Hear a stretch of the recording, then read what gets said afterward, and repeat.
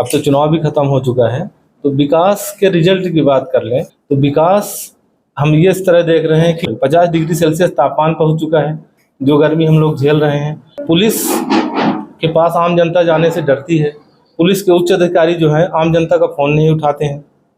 भूमाफिया पटवारी तहसीलदारों से मिलकर गरीब जनता का जमीन हथिया रहे हैं जबरदस्ती। स्कूलों में आप लोग देख रहे हैं कि जो अतिथि शिक्षक नियुक्त किए जा रहे हैं तो वो प्राचार्यों के रिश्तेदार हैं।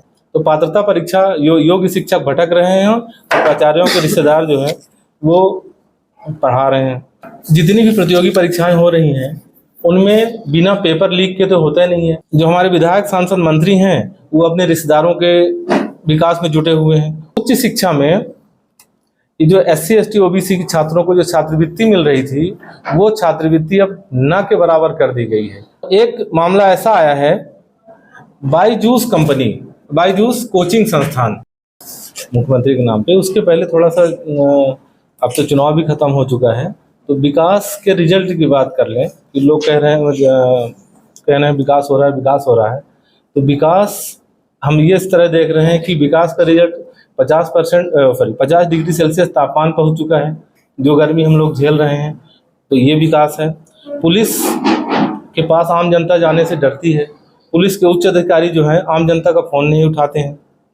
भूमाफिया पटवारी तहसीलदारों से मिलकर गरीब जनता का जमीन हथिया रहे हैं जबरदस्ती। और स्कूलों में आप लोग देख रहे हैं कि जो अतिथि शिक्षक नियुक्त किए जा रहे हैं तो वो प्राचार्यों के रिश्तेदार हैं। और जो बेचारे जो पात्रता परीक्षा पास किए हुए हैं वो बिल्कुल दर दर की ठोकरें खा रहे हैं। स्कूल जाएंगे, कहेंगे पोर्टल में लिस्ट जारी है, कहाँ कहाँ का खाली है, पद खाली हैं, और कहीं के पद खाली नहीं होते। तो पात्रता परीक्षा योग्य शिक्षक भटक रहे हैं और प्राचार्यों के रिश्तेदार जो है वो पढ़ा रहे हैं। इसलिए रिजल्ट देख लीजिए 10वीं 12वीं का कितना खराब आया है। जितनी भी प्रतियोगी परीक्षाएं हो रही हैं उनमें बिना पेपर लीक के तो होता ही नहीं है। हर परीक्षा में पेपर लीक हो रहा है और बाद में सरकार कह देती है कि क्लीन चिट है, सब कुछ सही सलामत है। और आतंक इतना हो गया है कि आप अपने रीवा में निपनिया चौराहे के पास जो एक दारू की दुकान खुली है तो वहाँ पे एक कुशवाहा जी की ज़मीन को वहाँ पे कब्जा किया हुआ है। वो कम से कम 5 करोड़ की उनकी ज़मीन है और उनकी हिम्मत नहीं है कि वो जाके शिकायत कर दे। सीमांकन के लिए उन्होंने आवेदन दिया हुआ 2 साल हो गए और अभी तक कोई पहुंच नहीं रहा है। और जो हमारे विधायक सांसद मंत्री हैं वो अपने रिश्तेदारों के विकास में जुटे हुए हैं, उनके लाभ के लिए काम करते हैं। आपने देखा होगा पहले भी हमने मामला उठाया था कुठुलिया से, कुठुलिया गोविंदगढ़ रोड से गोविंद रौसर चौराहे से जोड़ने वाली जो पुल थी 1 किलोमीटर के उन्होंने 5-6 किलोमीटर कर दी। उसकी कोई जांच नहीं हो रही है, आज तक कोई उच्च अधिकारी उसको देखने तक नहीं गया। और चंदा दो कुछ भी कर लो, जनता दुकान, यहाँ जो दुकानदार हैं रीवा के GST जनता से वसूलते हैं और जमा नहीं करते हैं, और खुद तो दिन दूनी रात चौगुनी तरक्की कर रहे हैं और देश का विकास जो है पीछे जा रहा है। तो हम लोगों ने राष्ट्रीय जनसेवा संयुक्त मोर्चा बनाया है, जिसमें जब छोटे छोटे जो NGO थे जो अलग अलग काम कर रहे थे समाज सेवा के क्षेत्र में, तो उन सभी लोगों ने मिलकर राष्ट्रीय जनसेवा संयुक्त मोर्चा का गठन किया हम लोगों ने, और मुख्यमंत्री के नाम पर हमने ज्ञापन भेजा है, जिसमें हमने राष्ट्रीय मुद्दों के रूप में अभी हमने लिया है सेना से अग्निवीर योजना बंद कराई जाए, जिसके बारे में अभी आप फौज में रहे हैं, आप चर्चा करेंगे। नीट की परीक्षा में जो भ्रष्टाचार हुआ है तो नीट की परीक्षा को तत्काल प्रभाव से रद्द करा के पुनः परीक्षा ली जाए। और तीसरा राष्ट्रीय मुद्दा है कि जो किसान सम्मान निधि जो सरकार दे रही है, तो असली किसान कौन होता है? असली किसान वो है जो खेतों में काम कर रहा है। और सम्मान निधि किसको मिलती है? जो भूस्वामी है। तो जो बटाई अधिया और ठास और किराए में जमीन लेकर कृषि काम कर रहे हैं, असली किसान वो हैं, उनको भी सम्मान निधि दी जाए। हमारी ये राष्ट्रीय मुद्दे हैं। और राज्य स्तरीय मुद्दों में ये जो हमारी शासकीय स्कूल है और जो निजी मध्यम लेवल की जो निजी स्कूलें हैं, इसमें ऐसे लोग शिक्षण काम कर रहे हैं कि जो पात्रता परीक्षा पास किए हुए नहीं हैं बस, और वो लोग पढ़ा रहे हैं, उसका रिजल्ट आ चुका है। तो हमारी ये मांग है कि जितने भी पुराने शिक्षक शासकीय स्कूलों में पढ़ाने का काम कर रहे हैं उनकी पात्रता परीक्षा ली जाए।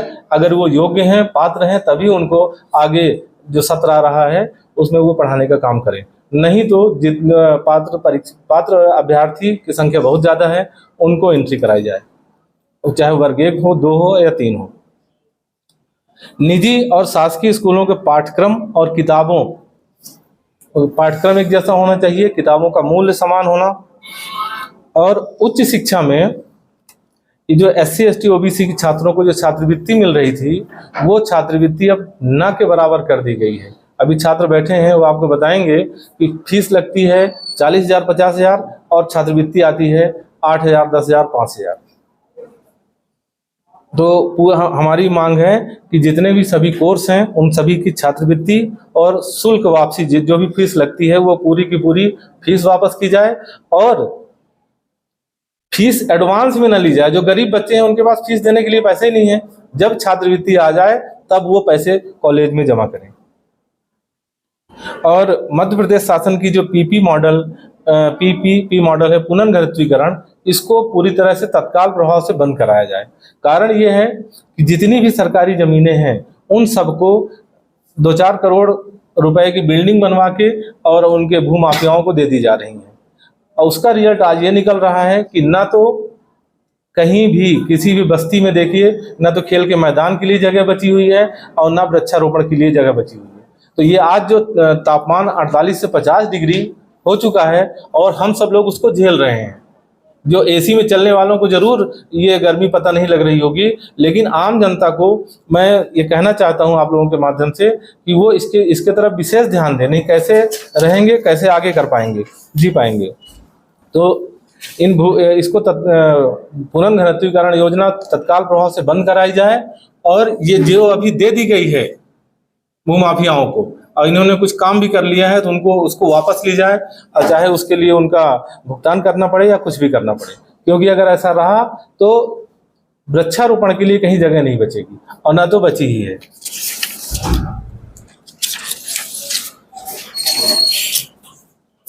प्रदेश में भी जितनी प्रतियोगी परीक्षाएं हो रही हैं उनमें से वो पेपर लीक हो रहे हैं, उनकी भी निष्पक्षता से परीक्षाएं कराई जाएं।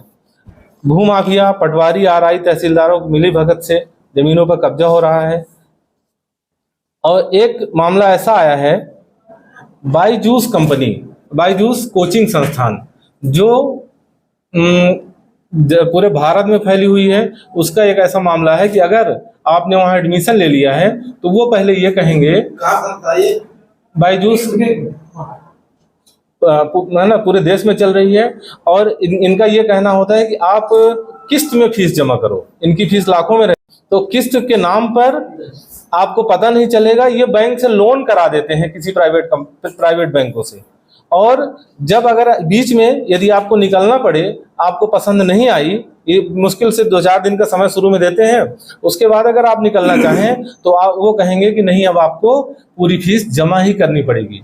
यदि आप अपने बैंक से पैसे निकाल लेते हैं तो आपका सिविल खराब होता है। वो आगे कितना खतरनाक है ये, और इस बारे में राज्य सरकार और केंद्र सरकार दोनों को ठोस कदम उठाना चाहिए।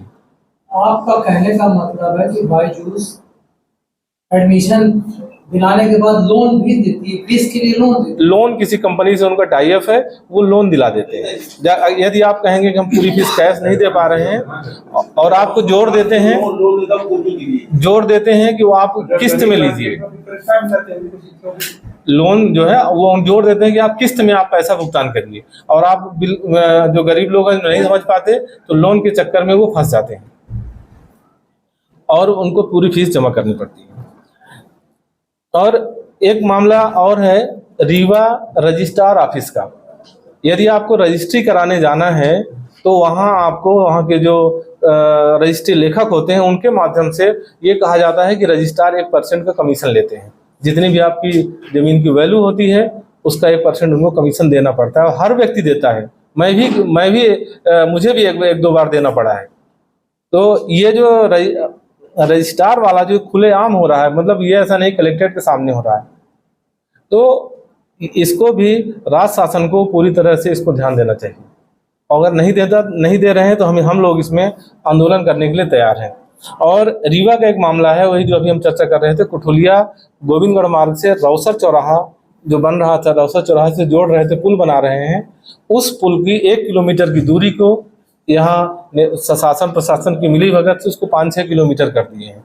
तो इस मुद्दे को भी जांच कराई जाए, क्या ये कुछ विशेष लोगों के जमीन से रोड निकालने के लिए बनाई जा रही है कि जनता की भलाई के लिए बनाई जा रही है।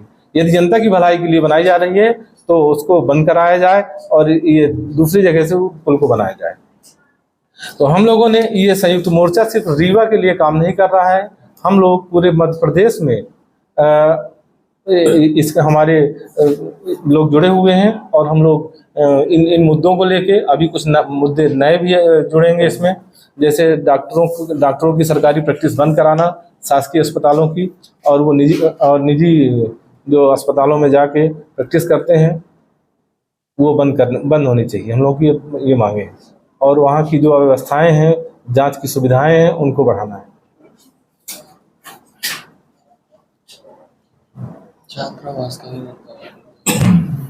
राष्ट्रीय जनसेवा संयुक्त मोर्चा द्वारा ये निर्णय लिया गया है कि हम लोग हर महीने की 6 तारीख को, यदि उस दिन छुट्टी है तो अगला जो वर्किंग डे होगा उस हम लोग हर जिले में ज्ञापन देंगे और जो स्थानीय मुद्दे होंगे उनको उठाएंगे और राष्ट्रीय और राज्य स्तर के मुद्दे को हर महीने हम लोग ज्ञापन देंगे। तो आप लोगों के माध्यम से मैं लोगों को कहना चाहता हूँ, जनता को कहना चाहता हूँ, जो लोग हमारे इस मुहिम में जुड़ना चाहते हैं उन लोगों का स्वागत है, अभिनंदन है।